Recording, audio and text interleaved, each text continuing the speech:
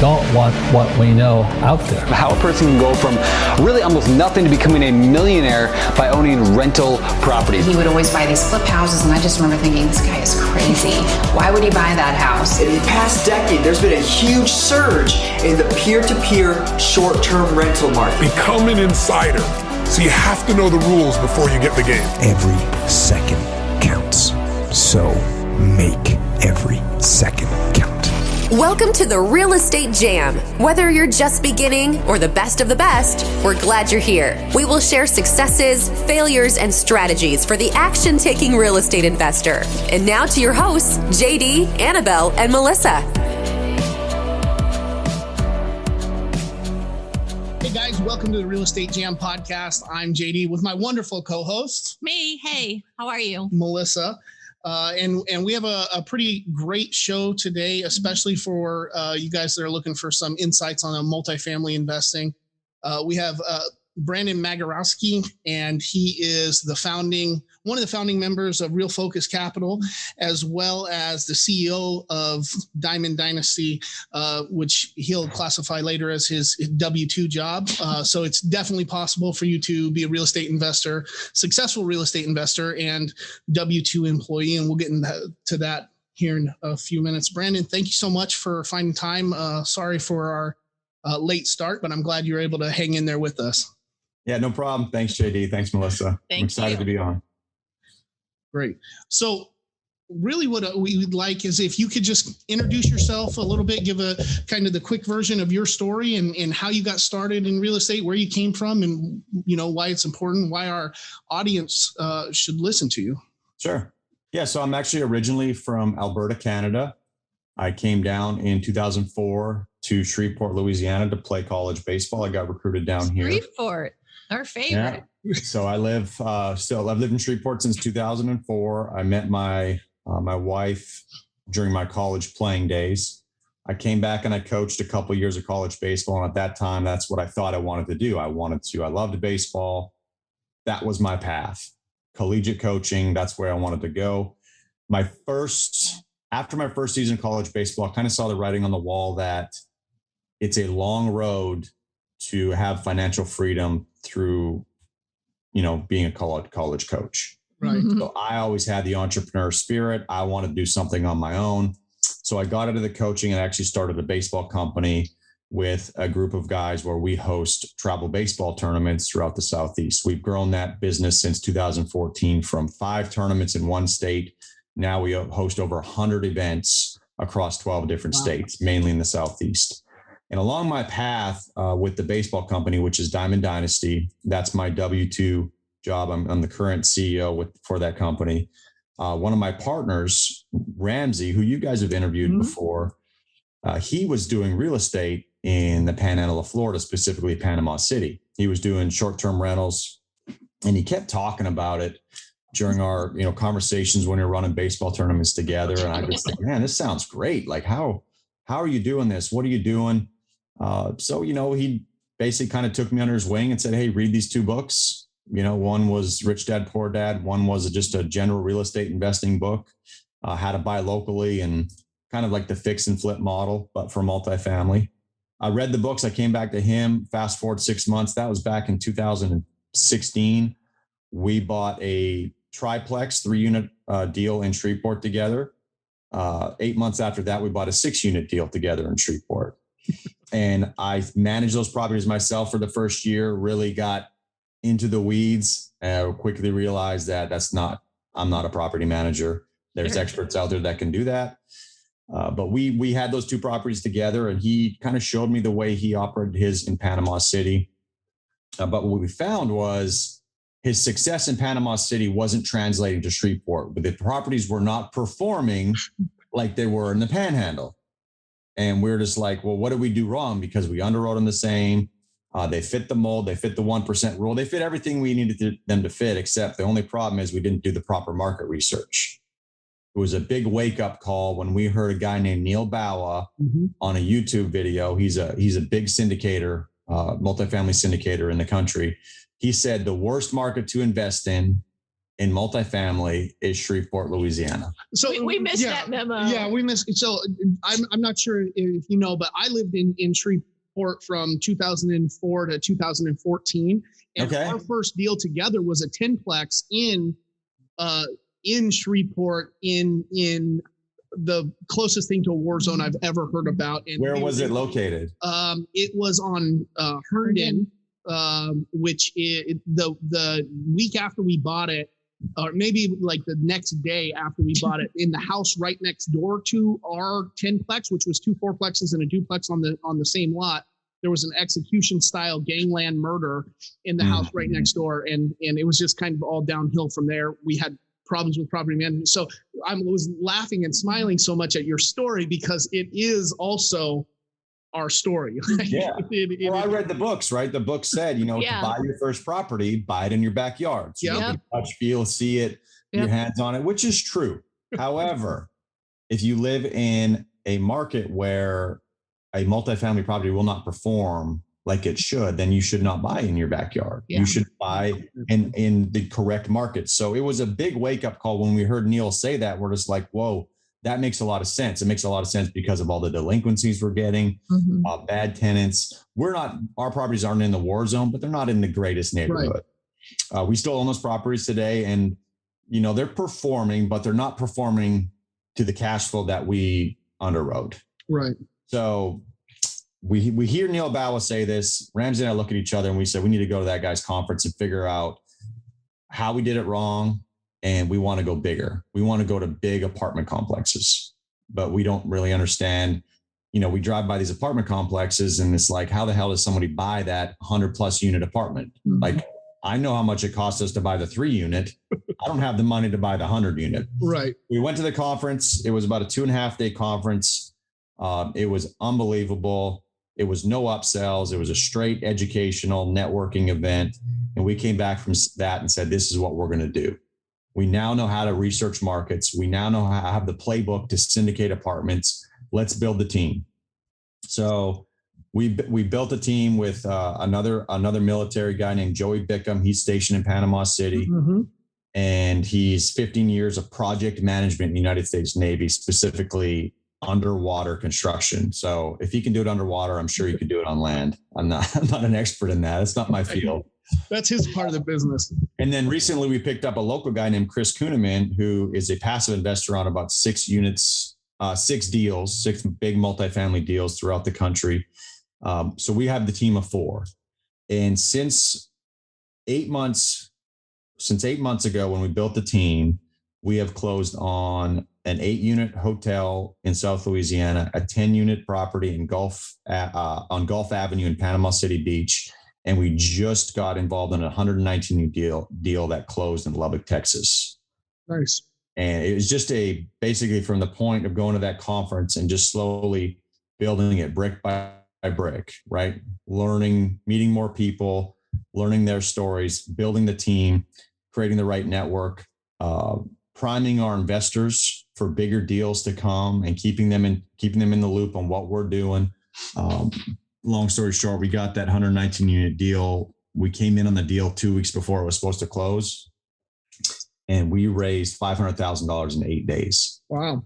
On that deal as a team. So that was a huge confidence booster for our team. And now we've kind of amplified our exposure to our investors and other syndicators that we are a real player in this field, and we're going after bigger deals. And I think we'll have another opportunity in a couple of months. Okay. So my question to you is, and so our audience is mostly newer investors or mid-range investors. So, I can't tell you how many guests we have on, and they come in and say, oh yeah, we raised X amount of dollars, $1 million in 3 days, 507 days. So I need somebody that can break that down into what that means and what it looks like so that they understand that better. Okay. So you want a breakdown of like how were we able to get people to wire the funds, basically, right? What does that actually look like? Yeah. Did you call up your grandma and say, hey, grandma, loan me 500,000? Did you go and talk to 500 people and one of them came through with it, or was it a couple grand from many people? What did it actually look like? How did you actually have those conversations? Yeah. So like I said previously, we primed those investors. We warmed them up. So what we did, the first thing we did, we hadn't had a big, this is our first big deal. Everything else we've done is, small multifamily, which is still very good. They cash flow. It's very good for our team. But we basically did a webinar, why and how to invest in apartments. We invited all of our friends, family, colleagues on Facebook. It's on our YouTube channel. And we had about 60 people come on that webinar, and it was built immediate credibility with that group of people. All the family, friends, colleagues go, oh man, these guys know what they're talking about. These guys have done their education and they've presented information on why I should get into a deal. From that point, and this is a 6-month process up until the point where we actually go to raise the capital from these investors. We just continue giving them information. Every other week we send them a little email saying, hey, here's what we're up to. This is our progress. This is who we've met. This is what our plans are. There's opportunities coming. From those emails come phone calls and text messages amongst some of those investors to say, hey, what do you got going on? I'm excited. Let me know when there's a deal. The biggest question we had, and we asked our mentor this, was like, what if we don't have a deal for 2 years? Because that can happen, right? Yeah, you can underwrite all these deals and you sit there and you tell these investors it's coming, it's coming, it's coming. And then it never comes for a long period of time. And all he said was just be transparent and honest with them. If you show them that you're underwriting deals and you're putting in LOIs and you're really focusing on these markets, that they're going to stay warm. They understand that there's a process to this and you can't just go and slap some cash on the doorstep and pick up the property. So we did that. We just kept them informed. We did property tours. We sent pictures to them, just kept them in the loop on our progress. And then when it came time with the deal, we basically sent the email, hosted a webinar about the deal, and funds were to be wired. Basically, it was an 8-day process and funds were to be wired on that Tuesday. And the minimum investment was $25,000 for accredited investors, $50,000 for non-accredited. And we raised a total of $500,000 over that 8-day period, but it didn't happen in the 8 days. Right. It took 6 months of explaining to people what we're doing. Right. This was the mentor we brought on basically told us this. It's like, you need to tell people what you're up to, or else they'll never know. They'll just think of Brandon as the baseball guy that runs the baseball tournaments, very successful business, great guy. They have no idea to do real estate.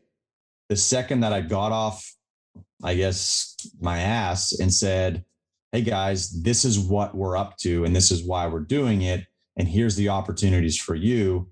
The floodgates opened up. All the contacts that I've had over the years said, oh man, I didn't know you did that. Tell me more. And from those contacts go, I didn't know you did that. Tell me more. I've got money sitting in the bank ready to go into real estate. I don't know how to do that. And that's when you get them, you send them the email, you send them the information, you show them what we've done. And so there's another deal coming up and we've probably got another 20 investors primed to put money into the deal. On top of that, we put our own money into these deals. Sure. So important, right? Yes, absolutely. You're coming to ask me for $50,000 and I ask you, how much money are you putting into it? None. Well, why not?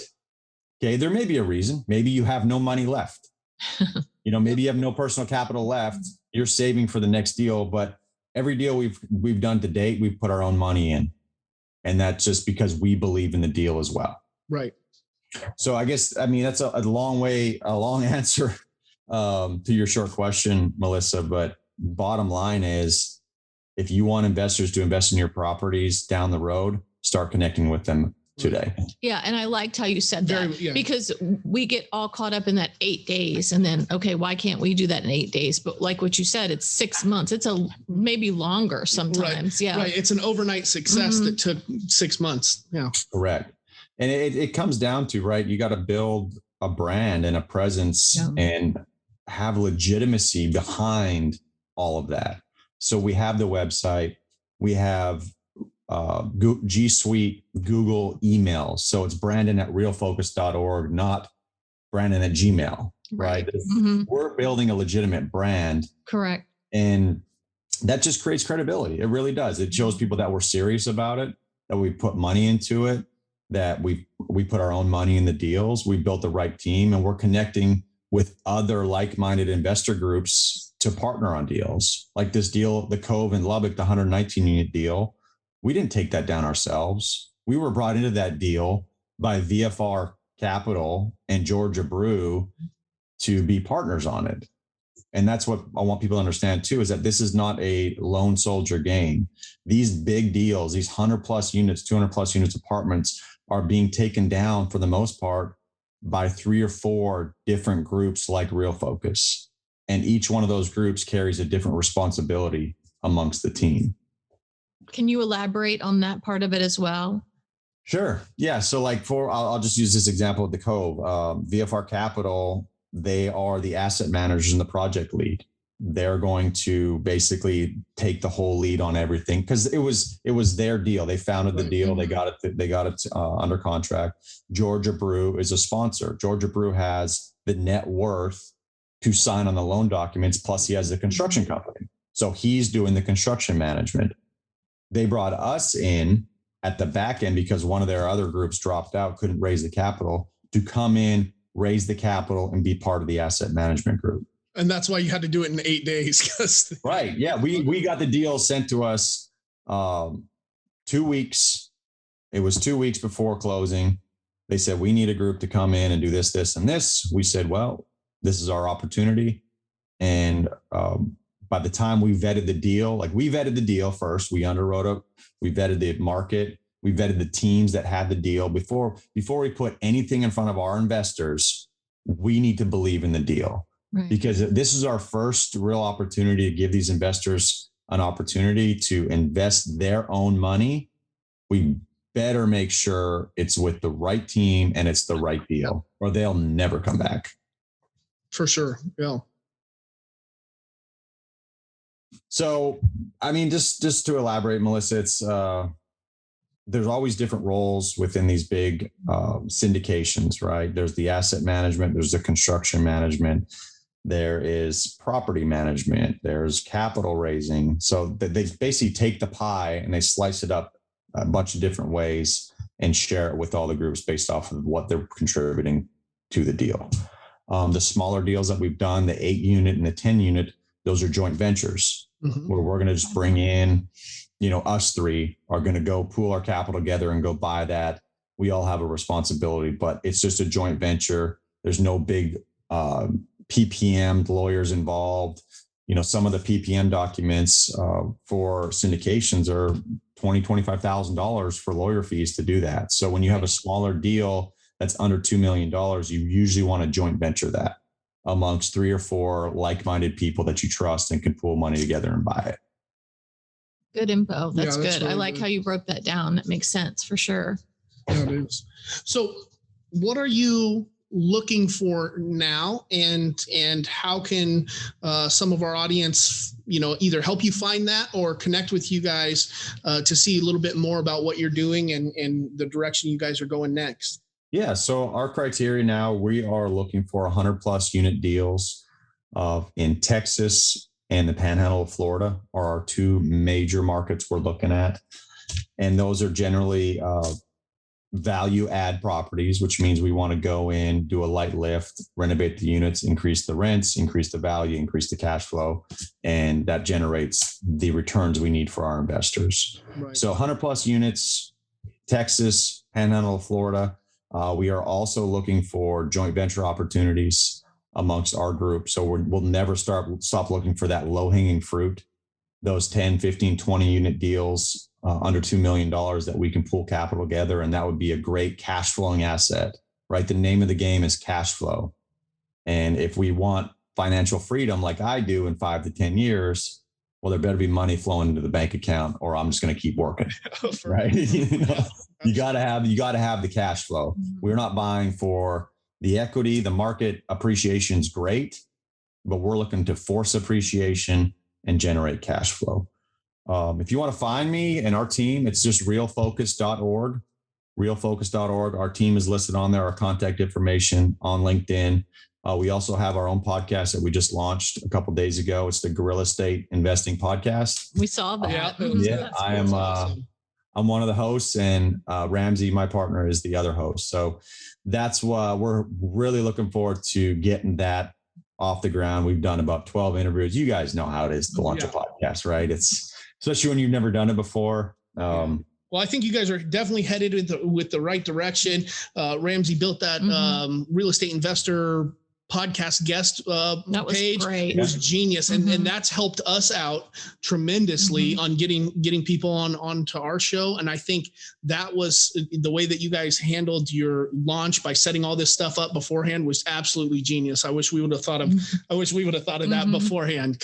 Well, he started the group because everyone kept saying, hey, you got to get on podcasts. You got to get on podcasts. And it's like, well, how the hell do I get on a podcast? Like you have to reach out to each individual podcast and search.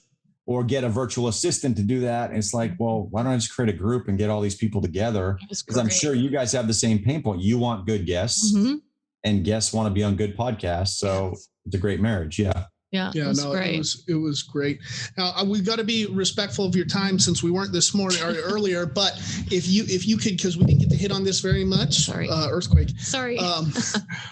But if there was one piece of advice you would give to a W-2 employee who wants to start this and thinks that maybe they don't have enough time, or what is the number one piece of advice for somebody who's working a full-time job to get into this real estate investing thing? First thing is time blocking. So make sure that it's a balance, right? I got a young family. I've got a W-2. I've got the real estate. I've got some other stuff on the go. It's time blocking daily to say, okay, these 2 hours, I'm going to work on real estate. And when those 2 hours are up, real estate's over. Don't get looped back into it. And then you go to the W-2 and then 5 o'clock turns around and I'm not great at this, but shut your phone off and it's family time. Right. Just committing to the time blocking for the balancing of W-2 and your side hustles. And then the most important piece of advice, and our group lives by this, is just move the needle every day. You may not be able to conquer the world tomorrow, but you can do something for real estate that you can just move the needle a little bit forward, whether that's reaching out to an investor, sending an email, getting on a podcast, just doing something that's going to push you forward. Because as you move those needles and as you just build it brick by brick, eventually you're going to have a house, right? So, and that's what happened to us 8 months ago. We just started moving it daily, keeping each other accountable, moving the needle daily. And now deals are starting to close for us. That's great. Great advice. I love that. Well, me too. That's matter of fact, I just wrote it down. That's we're gonna name be the our episode. mantra. We're gonna live that. Move the needle every day. I love it, Brandon. We really appreciate you being able to break some of those things down. Those are complicated. You made it seem super easy, but we know that they're complicated things to explain, especially to new investors. So I'm sure a lot of people are going to take a lot of value away from that. We really wish you the best success moving forward, and we can't wait to hear you guys' story. Yeah, for sure. Thank you so much, guys. Thank you. Have a good one. Thank you for listening to the Real Estate Jam. We hope you enjoyed today's episode. For more information, check out our website, therealestatejam.com, or find us on Instagram, Facebook, and Twitter at The Real Estate Jam. If you have any questions, feel free to drop us an email at therealestatejam@gmail.com. See you next episode.